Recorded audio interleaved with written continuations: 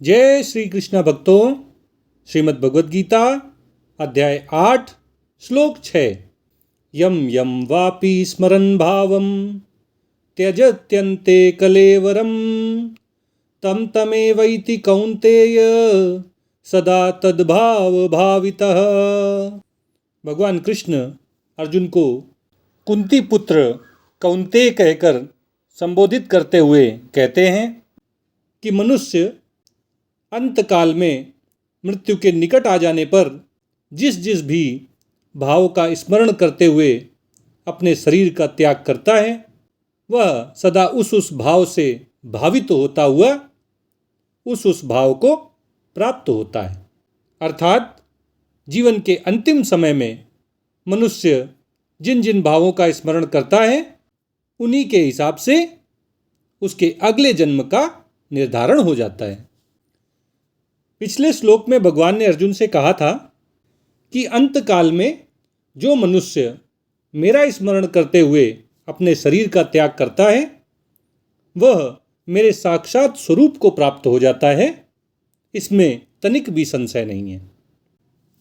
इसका मतलब ये है कि जो मृत्यु के समय भगवान का स्मरण करते हुए अपने शरीर को त्याग देते हैं, उन्हें भगवत प्राप्ति हो जाती है, वे भगवत धाम को चले जाते हैं।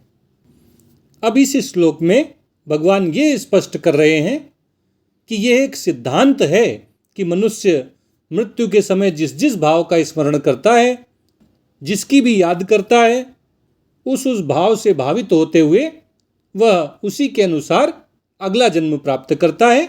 जिसको याद करते हुए उसकी मृत्यु होती है, उसी के हिसाब से उसका अगला जन्म निर्धारित हो जाता है।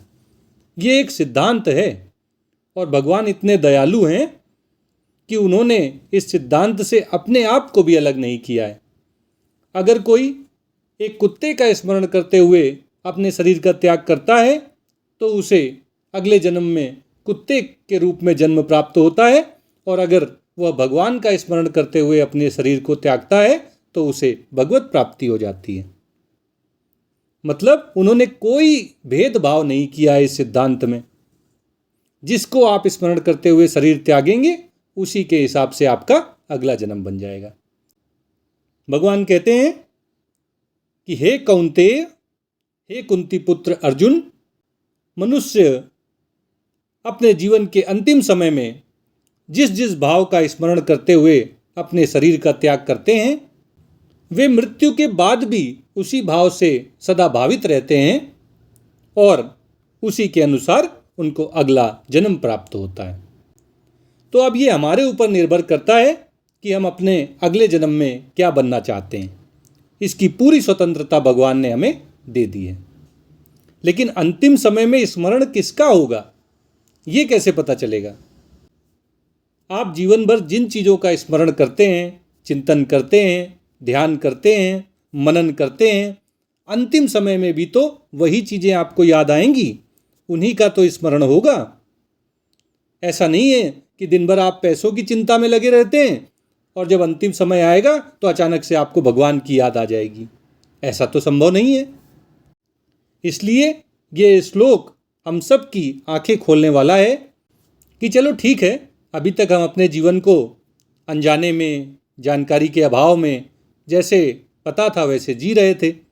लेकिन ये श्लोक हमें आगे की दिशा दिखा रहा है कि हम जो भी आज कर रहे हैं और जो हम अब से लेके अपनी मृत्यु तक करते रहेंगे, वही हमें अंतिम समय में भी स्मरण होगा, उसी की याद आएगी, उसी के अनुसार हमारे भाव बनेंगे और वही हमारे अगले जन्म का निर्धारण करेंगे।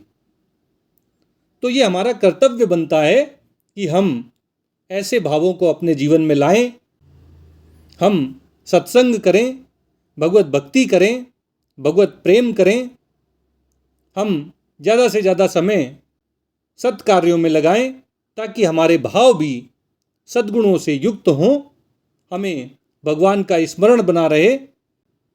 और जब ये सब हमारे जीवन की दिनचर्या के अंग बन जाएंगे, तो ये बिल्कुल निश्चित है कि अंतिम समय में भी हम उन्हीं भावों से भावित रहेंगे, हमें भगवान का ही स्मरण होगा।